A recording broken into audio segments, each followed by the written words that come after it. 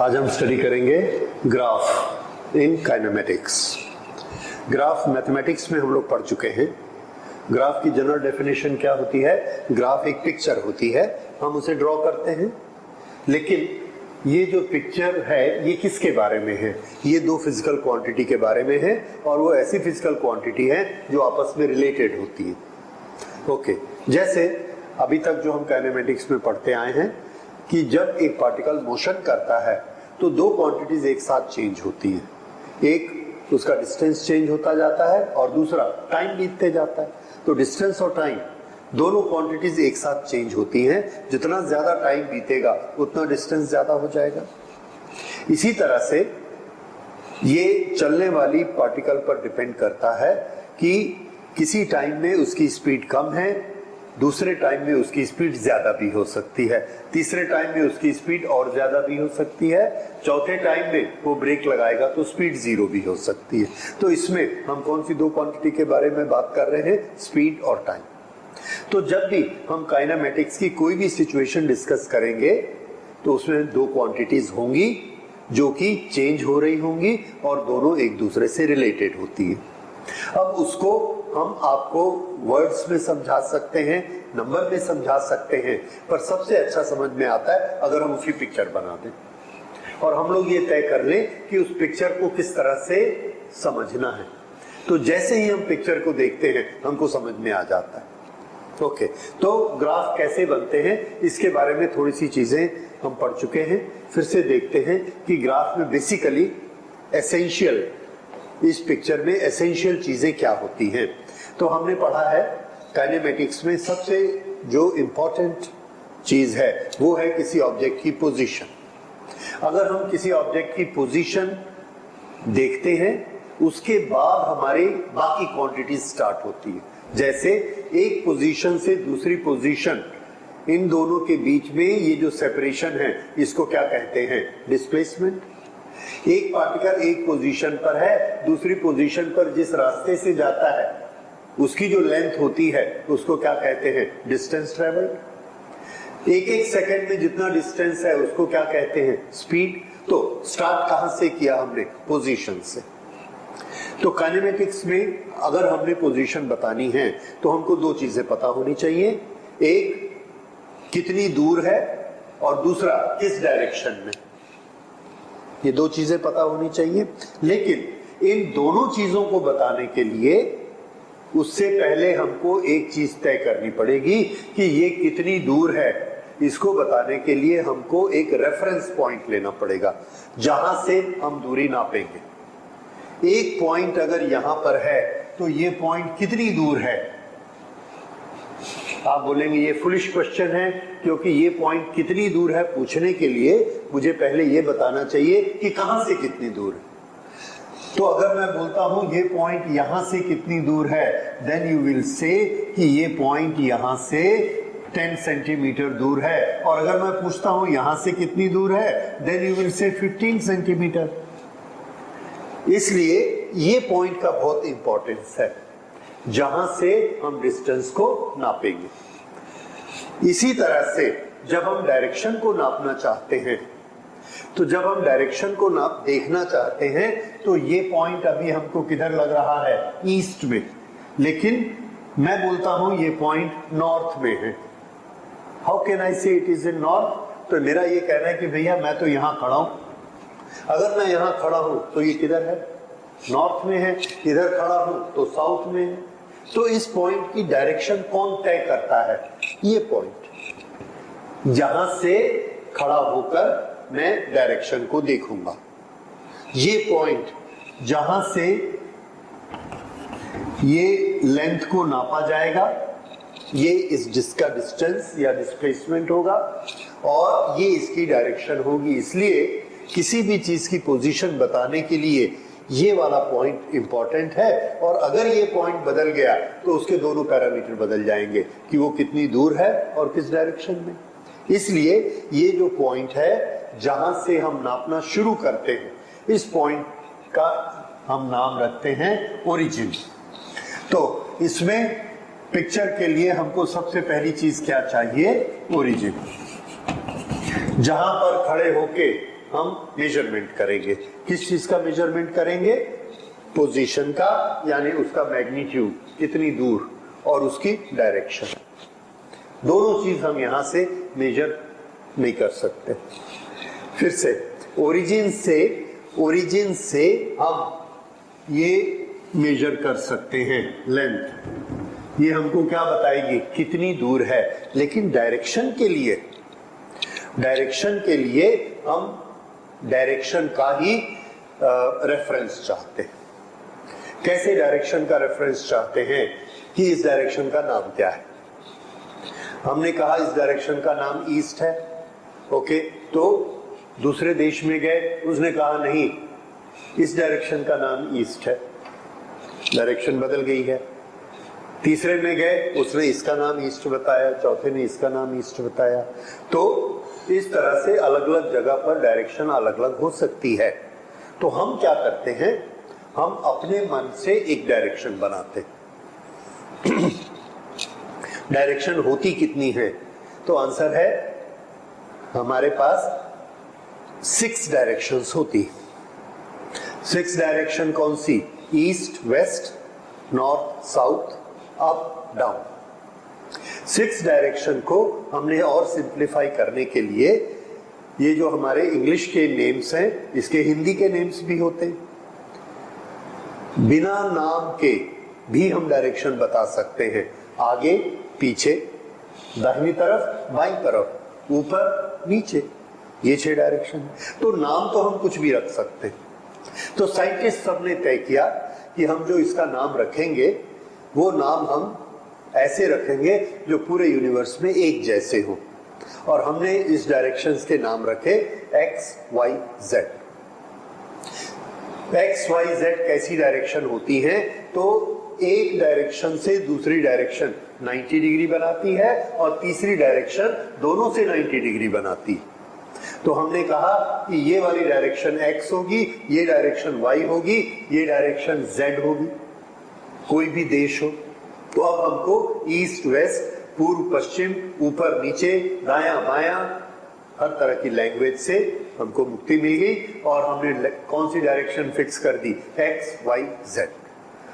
सब साइंटिस्ट, सब कंट्रीज मान गए, लेकिन हमारी डायरेक्शन तो 6 थी, ये तो 3 हुई। तो हमने कहा कि हम 6 नहीं बनाना चाहते। ऐसा करो, ये जो x है, ओरिजिन से इसके उल्टी तरफ जाओ, -x, y का उल्टा -y, z का उल्टा -z। तो हमारे 3 सिंबल से ही काम हो जाएगा। तो अब ये केस क्लियर हो गया। दूसरा, x डायरेक्शन किधर होती है? ईस्ट की तरफ की, नॉर्थ की तरफ की, इधर। तो उसके लिए हमने ये सिस्टम बनाया कि x की डायरेक्शन वो होगी जिधर हम चाहेंगे, कोई भी डायरेक्शन। तो x डायरेक्शन को रखने का नियम क्या बना?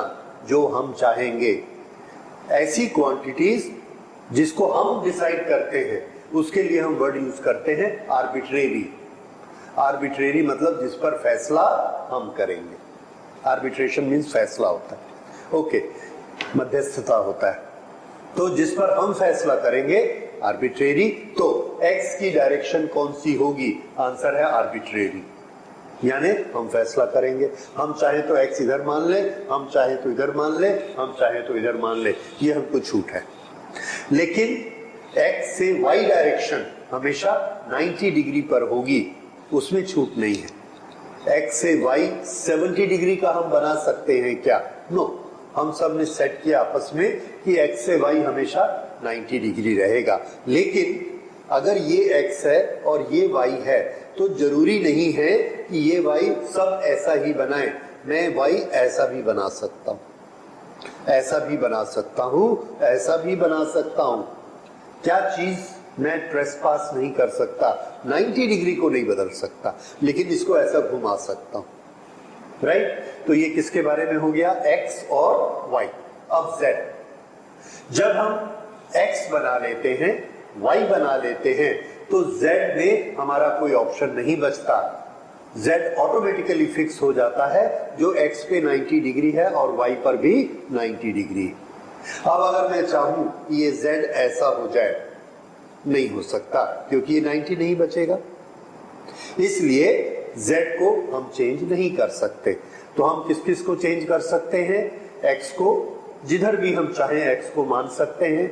उससे 90 डिग्री पर 90 की शर्त आ जाएगी, y हम बना सकते हैं कैसा भी घुमा के, और z ऑटोमेटिकली दोनों के परपेंडिकुलर बनना ही है, उसमें कोई चेंज नहीं होता। अब प्लस और माइनस भी होता है, इसलिए इसका हम डायग्राम बनाते हैं। इसका डायग्राम हमने बनाया और ये जो हमारा सिस्टम बना इसको कार्टेशियन ने बनाया था, so we call it Cartesian coordinate system. Normally हालांकि x की डायरेक्शन हम अपने मन मर्जी ले सकते हैं, पर सिस्टम ये बना है कि जो हॉरिजॉन्टल लाइन है उसको हम x की डायरेक्शन मान लेते हैं और इस पर परपेंडिकुलर वर्टिकल ये, तो ये दो डायरेक्शन हमको मिल गई, चार डायरेक्शन मिल गई। ये डायरेक्शन कौन सी है? और ये वाली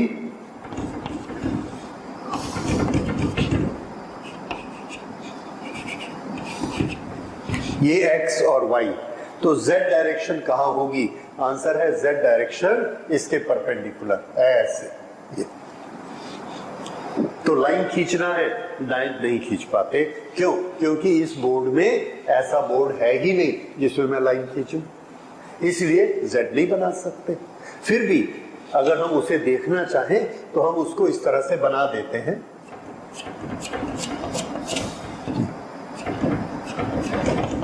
पर ये 3 डायमेंशनल पिक्चर है, ये इन दोनों के बीच इस प्लेन में नहीं बनी हुई है। याद रखिए ये कैसी है?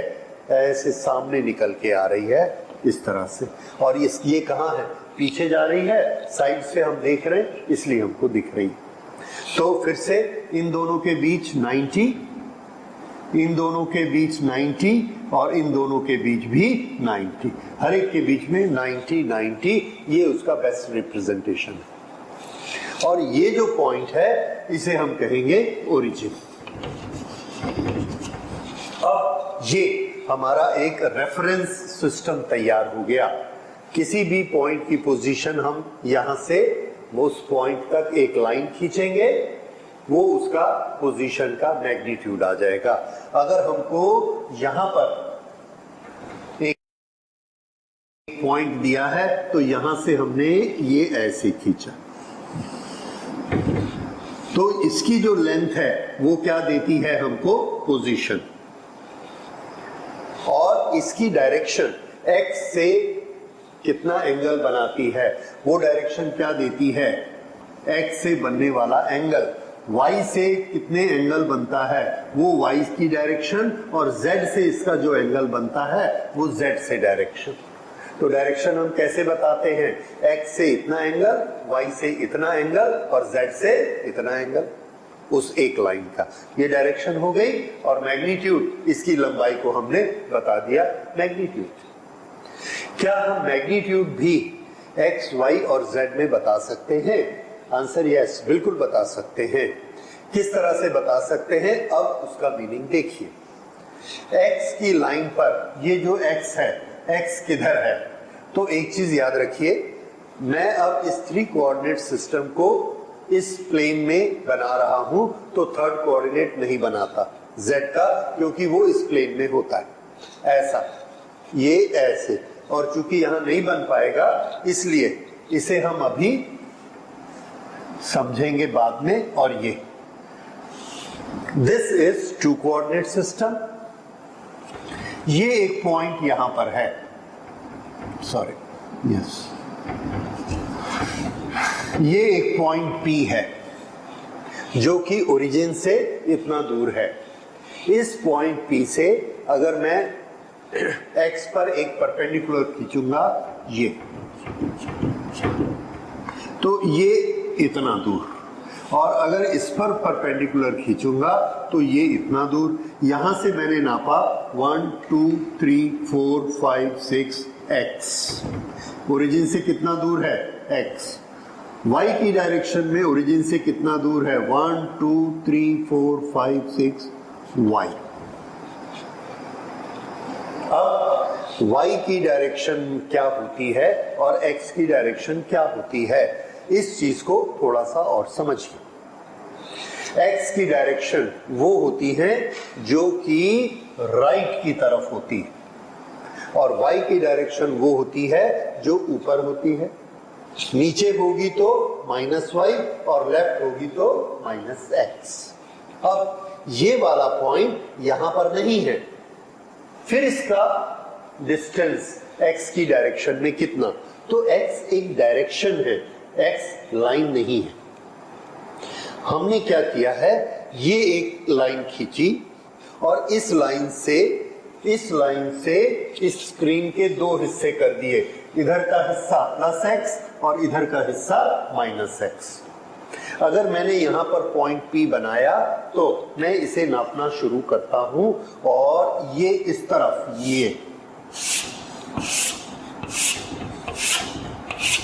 ये पूरा क्या है, x। और अगर उल्टी तरफ आ जाएंगे ये वाला, तो ये क्या होगा, -x। अब यहां पर देखिए, अगर ये पॉइंट हम लेते हैं तो इस तरफ कितना दूर है, ये 1 2 3 4 5 6। ये पॉइंट 1 2 3 4 5 6, ये वाला पॉइंट 1 2 3 4 5 6। तो किसी भी, ये सब क्या है, ये सब इस लाइन से इतने डिस्टेंस पर है, 6 पर। इसलिए अगर मुझे ये पॉइंट दिया जाएगा तो मैं क्या करता हूं, इस स्केल को देखता हूं, क्योंकि स्केल इसमें बना हुआ है। तो यहां से ये कितनी दूर यहां पर है, उसके लिए मुझे यहां स्केल रखना पड़ेगा। या तो वो काम करूं या क्या करूं, यहां से परपेंडिकुलर बना देता हूं। तो मुझे पता लग गया कि इस लाइन से ये, तो इस लाइन के जितने पॉइंट हैं सबका x का वैल्यू कितना है, 0, x 0। हर इस पॉइंट पे x कितना है, 0। तो y एक्सिस पर x की वैल्यू क्या होती है, 0।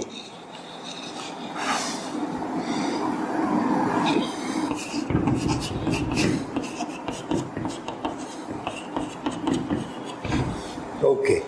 अब उसी तरह से ये वाला पॉइंट, ये वाला पॉइंट, ये वाला पॉइंट, ये वाला पॉइंट, ये वाला पॉइंट, ये सारे पॉइंट को आप देखिए, इन सब की ये x एक्सिस से हाइट कितनी है, हाइट 0, हाइट 0। और हाइट का दूसरा नाम क्या है, y कोऑर्डिनेट। ये हम दिमाग में बैठा लेते हैं, हाइट का दूसरा नाम y कोऑर्डिनेट। तो यहां पर y की वैल्यू 0, y की वैल्यू 0, y की value 0। So all points on x-axis, on y-axis, on x-axis, y की वैल्यू हमेशा क्या रहेगी, 0। ठीक है, y किसको रिप्रेजेंट करती है,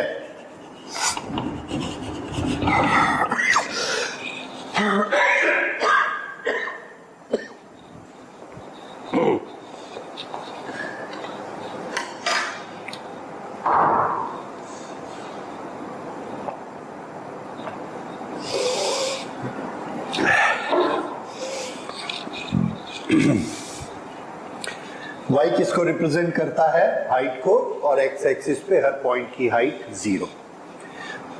x किसको रिप्रेजेंट करता है, लेफ्ट राइट।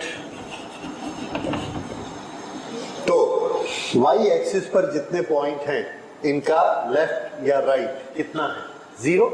इसलिए इसका x क्या है, 0, क्योंकि लेफ्ट राइट को कौन रिप्रेजेंट करता है, x। ये चीज समझ में आ गई आपको। तो ये हम कभी नहीं सोचेंगे कि ये जो पॉइंट है ये x एक्सिस पर नहीं है, तो इसमें x कोऑर्डिनेट कितना है। तो आंसर है यहां से ये जितनी दूर है ये इसका x कोऑर्डिनेट है, क्योंकि ये x की डायरेक्शन हमने बनाई, इसलिए इस डायरेक्शन में ये जितना दूर है वही इसका एक्स कोऑर्डिनेट है। हाँ, इसको नापने के लिए हमारे पास क्या तरीका है, यहाँ पर तो स्केल नहीं है, स्केल यहाँ है, तो इसलिए हम यहाँ से एक परपेंडिकुलर ऐसा बना देते, वो जहां पे आया ये इसका x है। अब ये जो डिस्टेंस होता है x की डायरेक्शन में या y की डायरेक्शन में या z की डायरेक्शन में, इसके लिए हमने एक वर्ड बनाया, उसको हम बोलेंगे कोऑर्डिनेट। कोऑर्डिनेट। तो ये जो हमने लिया, यहां पर x की वैल्यू 1 2 3 4 5 6 है, तो हम बोलेंगे कि इसका x कोऑर्डिनेट 6 है। इसी तरह से हमने y को नापा, दिस इज 1 2 3 4 5, तो इसका y कोऑर्डिनेट कितना है 5। तो किसी भी पॉइंट के पास जो हम टू कोऑर्डिनेट सिस्टम बना रहे हैं, टू एक्सिस सिस्टम बना रहे हैं, टू एक्सिस वाला, तो हर पॉइंट के पास उसका एड्रेस है। एड्रेस हम कैसे बताते हैं, एड्रेस बताते हैं उसका एक्स कोऑर्डिनेट और उसका वाई कोऑर्डिनेट, राइट। तो ये क्या है इसका एड्रेस। एड्रेस में हमेशा एक्स कोऑर्डिनेट पहले लिखा जाएगा और उसके बाद वाई कोऑर्डिनेट लिखा जाएगा। ये हमने आपने सबने आपस में याद कर लिया। अब मैं इस एड्रेस को कैसे लिखूंगा, तो यहां पर मैंने एड्रेस लिखा एक पॉइंट का और उसका एड्रेस है 7 3।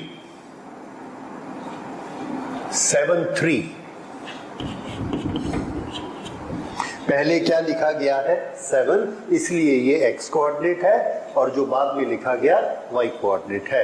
तो ये पॉइंट कहां पर है। अब हम क्या स्टडी कर रहे हैं, कोऑर्डिनेट से पॉइंट को लोकेट करना। पहले क्या स्टडी किया था कि अगर हमको पॉइंट है तो उसका कोऑर्डिनेट निकालना। अब हम कर रहे हैं कि अगर कोऑर्डिनेट दिया है तो पॉइंट को देखना।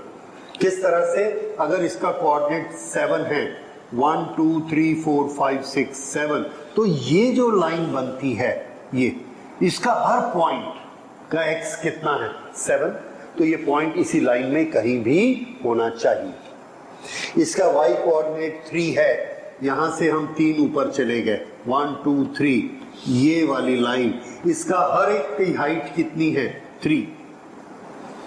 अब हमको ऐसा पॉइंट चाहिए जिसमें 7 भी हो और 3 भी हो, तो नेचुरली हमको वो मिल गया है ये वाला पॉइंट, ये 7 भी है और 3 भी है, तो ये हमने कोऑर्डिनेट ऐसे कर लिया। ये हमको इसका मीनिंग समझ आ गया। जब हमको इसका मीनिंग समझ में आ गया तो आगे से हम इतनी बड़ी बड़ी लाइन नहीं खींचते। हम ये देखते हैं ये 7 है, ये 3 है, 7 एक्स कोऑर्डिनेट होता है, तो हम इस डायरेक्शन में गए 7, 1 2 3 4 5 6 7, 3 हाइट होती है 1 2 3, यहां पहुंच गए, ये वाला पॉइंट आ गया और डायरेक्टर ने उस पॉइंट को मार्क कर दिया। तो अब क्लास 11th में जब हम पॉइंट मार्क करेंगे तो ये लाइंस नहीं खींचेंगे। ये हमने क्लास 8 9th में जब ग्राफ बनाए थे उस समय की थी। ओके, तो ये हुआ कोऑर्डिनेट से पॉइंट को बनाना। तो दो, अब इसमें अगली चीज क्या हो गई, अब हम देख चुके हैं कि अगर कहीं पॉइंट दिया है तो इसका कोऑर्डिनेट कैसे निकाला जाएगा। ये है इसका x कोऑर्डिनेट और इस पर परपेंडिकुलर बनाएंगे तो ये है इसका y कोऑर्डिनेट। y कोऑर्डिनेट क्या होती है हाइट और x कोऑर्डिनेट क्या होता है लेफ्ट राइट का डिस्टेंस। ओके, ये पॉइंट पता लग गया हमको कि किसी भी पॉइंट की लोकेशन हम ग्राफ में कैसे पढ़ेंगे और कैसे बनाएंगे, दोनों चीज ये हो गया। अब मैंने आपको एक कोऑर्डिनेट दिया -3 -3, ये पॉइंट कहां पर होगा।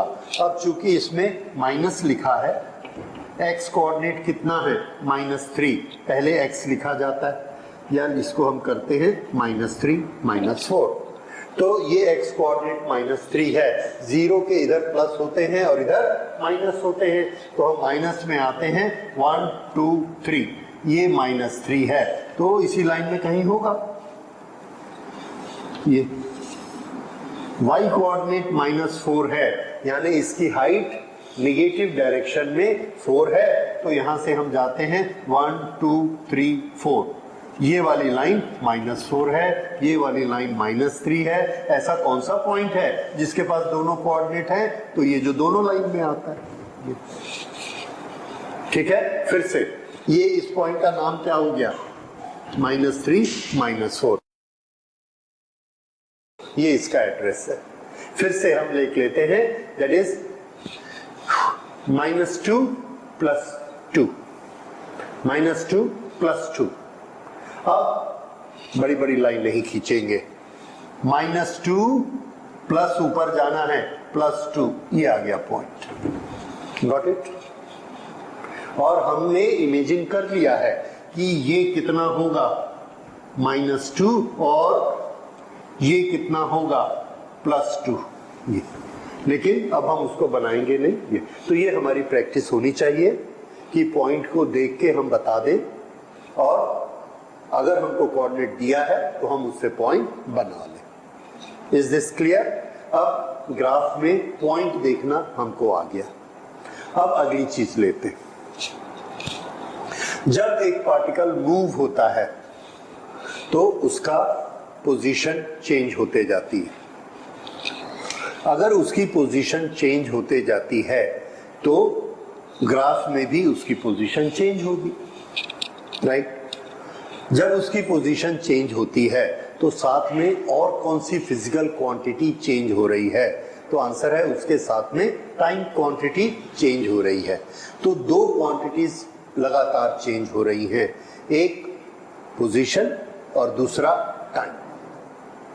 अब हम अलग अलग टाइम पर अलग अलग पोजीशन को पिक्चराइज करना चाहते हैं, यानी उसका ग्राफ बनाना चाहते हैं।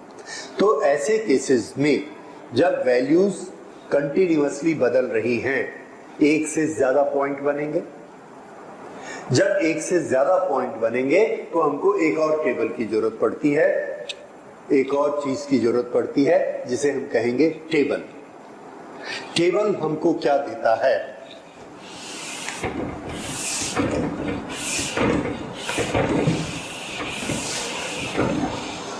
अब हम बनाएंगे टेबल। ये टेबल मेनली ये दो कॉलम हम बनाते हैं। दोनों कॉलम, एक कॉलम में एक क्वांटिटी, दूसरे कॉलम में दूसरी क्वांटिटी, जो कि आपस में रिलेटेड है और कंटिन्यूअसली चेंज हो रही हैं या नहीं चेंज हो रही हैं। तो यहाँ पर अगर एक ऑब्जेक्ट का पोजीशन कंटिन्यूअसली चेंज हो रहा है तो कौन सी दो क्वांटिटी चेंज हो रही हैं? पोजीशन और टाइम। इसमें से हम एक क्वांटिटी को इंडिपेंडेंट बोल देते हैं, एक को डिपेंडेंट बोल देते हैं। जैसे जो बिना किसी से पूछे, बिना किसी के रूल से कंटिन्यूअस चेंज होती है, वो कौन सी क्वांटिटी है? टाइम। हम रोक नहीं सकते उसको। उस पर क्या डिपेंड करता है कि हमारी पोजीशन क्या है। जैसी हम अपनी स्पीड रखेंगे, एक्सेलरेशन रखेंगे, उसके अनुसार हमारी पोजीशन हर सेकंड के बाद दूसरी होती जाएगी। तो हम एक क्वांटिटी रखते हैं टाइम और एक क्वांटिटी रखते हैं पोजीशन। अब यहां से एक पार्टिकल ऐसे चलना शुरू करता है। जब टाइम 1 सेकेंड है, टाइम 1 सेकेंड है तो उसकी पोजीशन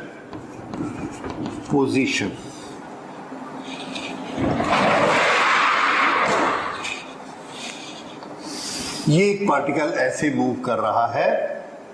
1 सेकेंड में यहां पर है, 2 सेकेंड में यहां पर है, 3 सेकेंड में यहां पर आ गया, 4 सेकेंड में यहां पर आ गया।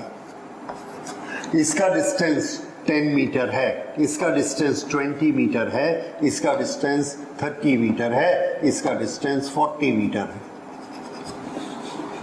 तो दो चीजें जो चेंज हो रही हैं वो है टाइम और दूसरा उसका पोजीशन। पोजीशन को अब हम यहां पर एक शॉर्टकट लगाते हैं। हम ये कहते हैं कि जिस डायरेक्शन में ये पार्टिकल जा रहा है उसी डायरेक्शन को हम अपनी एक्स डायरेक्शन मान लेते हैं। कैसा मोशन है? लीनियर। और लीनियर मोशन में पार्टिकल एक ही डायरेक्शन में जाता है। तो जिस डायरेक्शन में जा रहा है उसी डायरेक्शन को हमने क्या मान लिया? एक्स। अगर उस डायरेक्शन को हम x मानते हैं तो ये सब क्वांटिटीज क्या बन गई, उसका x कोऑर्डिनेट, x डायरेक्शन में ये उसका कोऑर्डिनेट हो गया। ओके, तो x कोऑर्डिनेट नहीं, ये उसकी डिस्टेंस है x, पोजीशन, 0 पोजीशन 0 टाइम। अब जो हमारा टेबल बनेगा वो टेबल किस तरह से होगा, टाइम और पोजीशन x,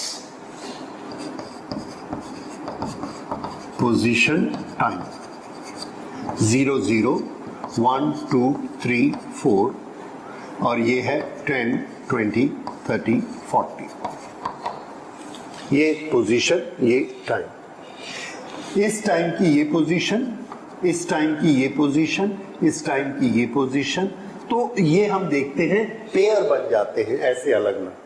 अब ये वाली जो सिचुएशन है, ये जो पार्टिकल मूव कर रहा है इसकी पिक्चर बनाते, इसका ग्राफ बनाते। तो ग्राफ बनाने के लिए कौन कौन सी दो क्वांटिटीज चेंज हो रही हैं, एक क्वांटिटी है टाइम और एक क्वांटिटी है पोजीशन। तो यहां पर हमने अपना सिस्टम बनाया, कार्टेशियन कोऑर्डिनेट सिस्टम। इसमें हमको एक तरफ वेरिएशन देना है टाइम का और एक तरफ वेरिएशन देना है पोजीशन का। तो हम सब ने ये सोचा कि जो इंडिपेंडेंट क्वांटिटी ऑटोमेटिक चेंज होती है और एक जैसी चेंज होती है वो टाइम है। तो टाइम को हम हमेशा हॉरिजॉन्टल एक्सिस पर रखेंगे, जिसको हम क्या बोलते हैं, एक्स एक्सिस बोल सकते हैं, कोई भी बोल सकते हैं, हमने इसको ही बोल दिया टाइम एक्सिस। तो ये जो हॉरिजॉन्टल लाइन है इसको हमने क्या बना दिया, टाइम एक्सिस, और जो हमने ये बनाया उस क्वांटिटी को हम यहां लिख देते हैं। हम चाहे तो इसका यूनिट भी यहां लिख सकते हैं कि हमारा टाइम कौन सी यूनिट रखता है। तो अगर ये टाइम सेकंड में है तो यहां हम लिखेंगे in second, X in metre, तो यहां मीटर लिख दिया, यहां सेकंड लिख दिया। ये हमने टाइम बनाया इस एक्सिस पर, और अपनी मर्जी से हम इसका स्केल छोटा बड़ा कर लेंगे। इसके लिए मैं लिखूंगा नहीं, आप ध्यान रखेंगे कि स्केल हमको इतना छोटा रखना चाहिए कि ये पूरा रेंज हमारे ग्राफ में आ जाए। स्केल हमको इतना छोटा नहीं रखना चाहिए कि हमारे पास इतना स्पेस अवेलेबल है और हमने यहाँ पे 1 2 3 4 बना दिया, हमारा ग्राफ खत्म। तो ये ग्राफ बहुत छोटा होगा और ये जगह वेस्ट होगी। तो स्केल हमेशा कैसा चुनना चाहिए कि ग्राफ हमारा अच्छा स्पेस ले तो हमको क्लियर दिखे, लेकिन इतना बड़ा स्केल नहीं होना चाहिए कि पेपर के बाहर चला जाए, राइट। तो हमको यहाँ टाइम कितना जरूरत है, 4, तो 4 से थोड़ा बढ़ा के 5 या 10 ऐसा हमने यहां पर कर लिया। सो वी मेक इट 1 2 3 4 5, एक ज्यादा ले लीजिए, और ये 0, ये हमने क्या लिखा, टाइम, सेकंड। इधर क्या होगा, -1 -2 -3, पर जब भी मोशन स्टार्ट होता है उसका टाइम पीछे कभी जाता नहीं, इसलिए इसकी हमको जरूरत नहीं। ये तो हम काइनेमेटिक्स में जो ग्राफ बनाते हैं उसमें टाइम हमेशा 0 से शुरू होगा और हमको इसका नेगेटिव बनाने की जरूरत नहीं है। तो ये हमारा स्पेस भी बचता है और कॉम्प्लिकेशन भी बचता है। इसलिए हम टाइम को कैसा लिया करेंगे, हॉरिजॉन्टल। ये वाली जो एक्सिस है, वाई एक्सिस या वर्टिकल एक्सिस, ये वर्टिकल एक्सिस हम लेते हैं पोजीशन के लिए, लेकिन पोजीशन को हम किससे दिखा रहे हैं, एक्स कोऑर्डिनेट से दिखा रहे हैं। तो इस एक्सिस पर हम क्या ले रहे हैं, एक्स, इसी का नाम क्या है, पोजीशन, इसी का नाम क्या है, डिस्प्लेसमेंट। देखिए यहां से यहां आया, पोजीशन क्या है 30, कितना डिस्प्लेसमेंट हुआ 30, एक्स कोऑर्डिनेट कितना है 30, तो उसी के ही अलग अलग नाम क्या है, पोजीशन, डिस्प्लेसमेंट, एक्स कोऑर्डिनेट। ये हम किस पर लेंगे? वर्टिकल पर। और हॉरिजॉन्टल पर क्या लेंगे? टाइम। टाइम। ओके, तो ये टाइम और ये, अब इस पर हम पिक्चर बनाना चाहेंगे। तो सबसे पहले हमने जो चीज बनाई है, जो हमने डिसाइड किया कि हम इस पर क्या ले रहे हैं, एक्स, और इस पे क्या ले रहे हैं, टाइम, तो इस ग्राफ का नॉमेनक्लेचर, इस ग्राफ का नाम क्या होगा? तो नाम हमेशा उस दो क्वांटिटी से बताया जाता है जिनका रिलेशन हम यहां बता रहे हैं। तो यहां हम रिलेशन किस किस का बता रहे हैं? एक्स का और टी का।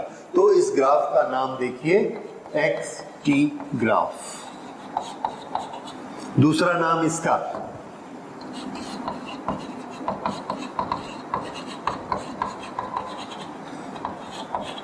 पोजीशन टाइम ग्राफ, और तीसरा नाम आप समझ गए क्या होगा?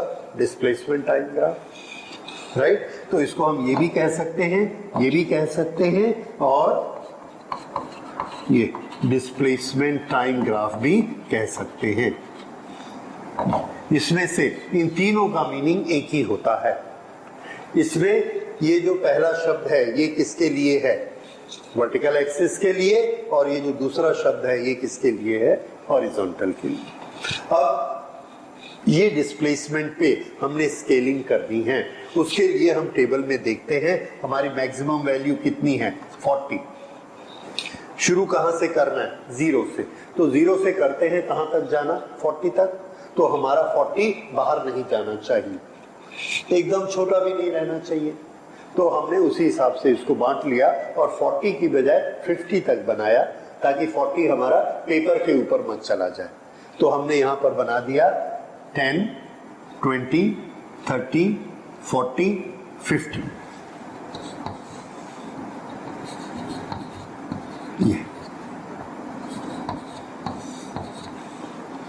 ये हाइट क्या शो करती है? पोजीशन। ये क्या शो करता है? टाइम। तो ये क्या है? Making the scale, making the origin, making coordinate system. ये हमने कार्टेशियन कोऑर्डिनेट सिस्टम इस्टेब्लिश किया, जो कि हम इसको रिप्रेजेंट करने के काम में लाते हैं। ये जो कार ऐसे स्ट्रेट जा रही है, इसके दोनों का रिलेशन हम दिखाना चाहते हैं। ओके, तो रिलेशन दिखाने के लिए अभी तक हमने क्या दो स्टेप किए? पहले टेबुलेट किया, और दूसरा एक कार्टेशियन कोऑर्डिनेट सिस्टम बनाया स्केल को देख के। जब ये दोनों काम हो गए, उसके बाद हम इसमें पिक्चर बनानी शुरू करते। उस पिक्चर का नाम क्या है? ग्राफ।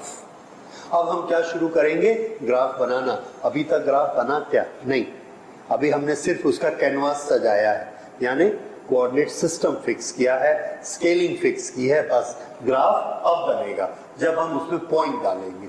तो देखिए, ग्राफ के पॉइंट हमको कहां से मिलते हैं? ये जोड़ी जोड़ी हमको ग्राफ के पॉइंट देता है। तो पहला पॉइंट में t की वैल्यू 0, x की वैल्यू 0, तो t में 0 वैल्यू यहां पर है, और x में भी 0 वैल्यू यहां पर है। तो ये वाला पॉइंट का t एड्रेस 0, x एड्रेस भी 0, तो ये पॉइंट क्या हो गया? 0, 0, 0, 0। दूसरा पॉइंट हम ढूंढते हैं, इसमें t कोऑर्डिनेट 1 है और x कोऑर्डिनेट 10 है। इसमें t कोऑर्डिनेट हमने लिया 1 और x कोऑर्डिनेट 10, ये 10। तो x कोऑर्डिनेट हाइट दिखाता है और t कोऑर्डिनेट राइट का डिस्टेंस दिखाता है। तो t कोऑर्डिनेट 1, हाइट 10, ये पॉइंट मिल गया। हम चाहे तो ऐसे लाइन खींचे, फिर ऐसे लाइन खींचे, पर अब वो चीज हम सीख चुके हैं, इसलिए हम शॉर्टकट पे काम करेंगे। तो ये पॉइंट हमारा आया, और इस पॉइंट का कोऑर्डिनेट हमने लिख दिया। कितना? 1, 10। यहां पर हमेशा जो ये पहला इंफॉर्मेशन है, फर्स्ट नंबर, वो किससे रिलेट करती है? हॉरिजॉन्टल एक्सिस से। दूसरा नंबर हमेशा किससे रिलेट करेगा? वर्टिकल एक्सिस से। तो ये क्या बताता है? 1 सेकेंड, और ये क्या बताता है? 10 मीटर पोजीशन, राइट। अब दूसरा ये पॉइंट लेते हैं, ये एक पॉइंट हो गया, ये दूसरा पॉइंट हो गया, ये तीसरा। 220, ये 1 2 टाइम और 20 डिस्प्लेसमेंट हाइट से दिखाएंगे 10 20, ये 20, ये आ गया ये पॉइंट। तो इस पॉइंट के कोऑर्डिनेट क्या हैं? 220। अब आगे बढ़ते जाते हैं। 330, this is 3 and this is 30, ये 330 और उसी तरह से 440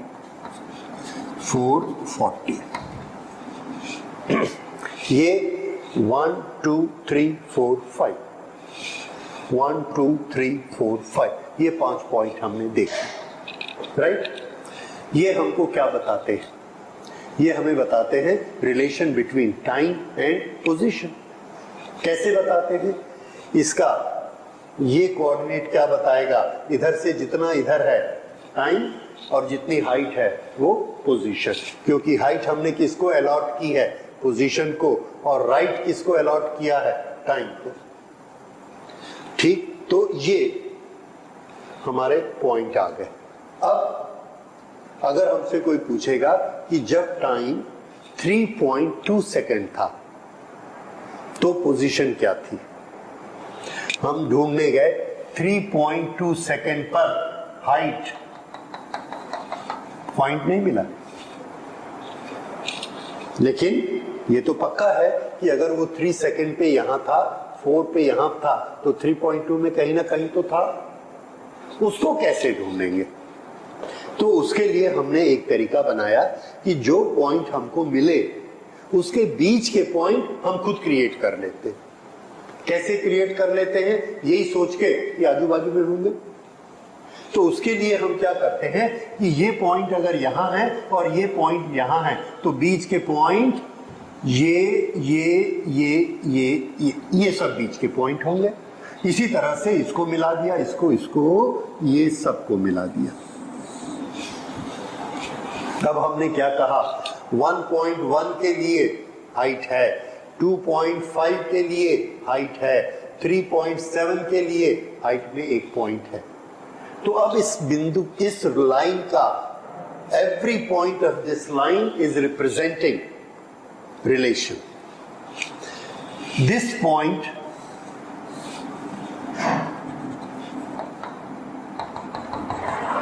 पॉइंट ये किस किस का रिलेशन बताता है? That this car is moving when the time was 3.5 second, then its position was here. Its position was at 35. Her point इसका क्या बताता है? Relation between the two quantities. Relation between two quantities her point बताता है। It is not, हमने तो उसके sample point लिए, ये पांचों क्या थे? उसके सैंपल पॉइंट, लेकिन बाकी पॉइंट भी इसी के ही रिलेशन बताते हैं। यानी इसका हर पॉइंट सेम रिलेशन बताता है। अब अगर मैं एक पॉइंट, एक कोऑर्डिनेट आपको देता हूं और दूसरा पूछता हूं, तो आप इस डायग्राम को देख के बता सकते हैं। जैसे मैंने आपसे पूछा कि ये कार 25 मीटर पे कितने टाइम पर पहुंचती है, तो 25 मीटर डिस्प्लेसमेंट हाइट से आएगा या राइट के डिस्टेंस से आएगा? हाइट से।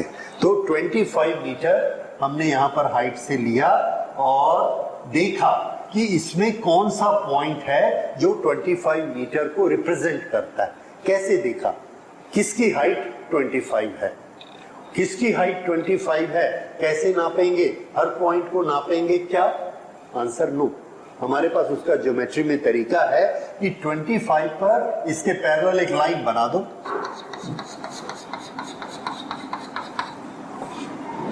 इस पॉइंट के हर, इस लाइन के हर पॉइंट की हाइट कितनी है? 25। इसलिए इस ग्राफ में जो भी पॉइंट यहां आया होगा इसकी हाइट भी ऑटोमेटिकली कितनी हो गई? 25 पॉइंट मिल गया हमको। तो हमको क्या मालूम है कि हर पॉइंट हमको रिलेशन देता है दो क्वांटिटीज का।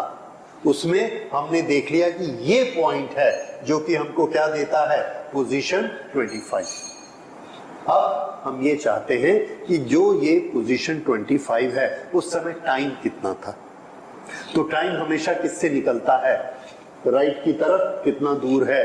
तो ये राइट की तरफ कितना दूर है उसको निकालने के लिए हम यहां पर इसके पैरेलल एक लाइन खींच देते हैं। ये क्यों, क्योंकि इसका हर पॉइंट कितना दूर है, 25। ऑटोमेटिकली ये पॉइंट 25 है तो ये भी ये 25 है, ये आ गया। तो अब हमें क्या पता लगा कि जिसका x 25 है उसका टाइम, तो हमने देखा कि ये टाइम एक्सिस को कहां पर काटती है, ये उतना राइट है और ये कितना है 2.5 सेकेंड। तो ये ऑब्जेक्ट 25 मीटर डिस्टेंस पर कितनी देर में पहुंचता है, 2.5 सेकेंड में पहुंचता है। ये हमने ग्राफ को देख के बताया। ओके, इस तरह से अगर हमको एक कोऑर्डिनेट दिया हो तो हम दूसरा कोऑर्डिनेट निकाल सकते।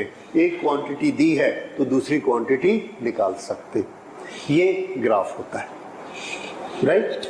इसी तरह से अगर हमको दो दो क्वांटिटी दी है तो हम ग्राफ क्रिएट कर सकते हैं, और अगर हमको ग्राफ दिया गया है तो हम किसी भी एक वैल्यू को लेकर उसकी करस्पॉन्डिंग सेकेंड वैल्यू बना सकते हैं, निकाल सकते हैं। जैसे अगर हम इसमें पूछेंगे कि ये ऑब्जेक्ट 1.5 सेकेंड पर कितनी दूर था, तो हम कैसे निकालेंगे। 1.5 सेकेंड यहां होता है, तो दूर कितना था इसे कैसे निकालेंगे। तो 1.5 सेकेंड में ये जो ग्राफ है इसका कौन सा पॉइंट है, इसको कैसे ढूंढेंगे। तो ढूंढने का तरीका क्या है, वो सारे पॉइंट आपको ड्रॉ करने हैं जो 1.5 सेकंड पर हैं, और हम पहले ही पढ़ चुके हैं, हमारा थंब रूल होना चाहिए कि 1.5 सेकंड की लाइन कहां है। तो आंसर है कि ये लाइन 1.5 सेकंड की है, क्योंकि हर एक कितना डिस्टेंस है 1.5 1.5 1.5 टाइम सेकंड। तो इसका हर पॉइंट क्या दिखाता है 1.5 सेकंड, और ये ग्राफ का कौन सा पॉइंट आ गया, ये पॉइंट। तो इस पॉइंट में टाइम कितना है 1.5 सेकेंड। इसलिए इस पॉइंट का जो डिस्टेंस रिप्रेजेंटेशन होगा वही क्या बताएगा, उस कार का डिस्टेंस। क्यों, क्योंकि ये ग्राफ का हर पॉइंट दोनों का रिश्ता बताता है। तो ये जो जब हमने पॉइंट ढूंढ लिया 1.5 सेकेंड 1.5 सेकेंड, तो इसका पोजीशन ढूंढिए। पोजीशन किससे मिलती है, हाइट से। तो इसकी हाइट हमने देखी, हाइट देखने के लिए हमने यहाँ पर पैरेलल लाइन लगा दी, क्योंकि हर पॉइंट की हाइट इसकी हाइट के बराबर है। और यहां से हमने देख लिया कि हाइट इसकी कितनी आ रही है 15। तो जब टाइम 1.5 सेकेंड है तो इसका पोजीशन कितना है 50। इस तरह से इस ग्राफ को हम रीड आउट करेंगे। तो अभी हमने ये स्टडी किया कि हम ग्राफ को बनाते कैसे हैं और हम ग्राफ को रीड आउट कैसे करते हैं, ये दो चीजें। अब इस पर, इसके बेसिस पर हम लोग ग्राफ बनाया करेंगे जो हमारी एक्सरसाइज आएगी, ठीक है। अब इससे जो अगला लेसन है उसमें हम देखते हैं कि ग्राफ के स्लोप का क्या मतलब होता है फिजिक्स में, और ग्राफ के एरिया का क्या मतलब होता है। तो पहले हम लेंगे कि ग्राफ के स्लोप का क्या मीनिंग है। ओके।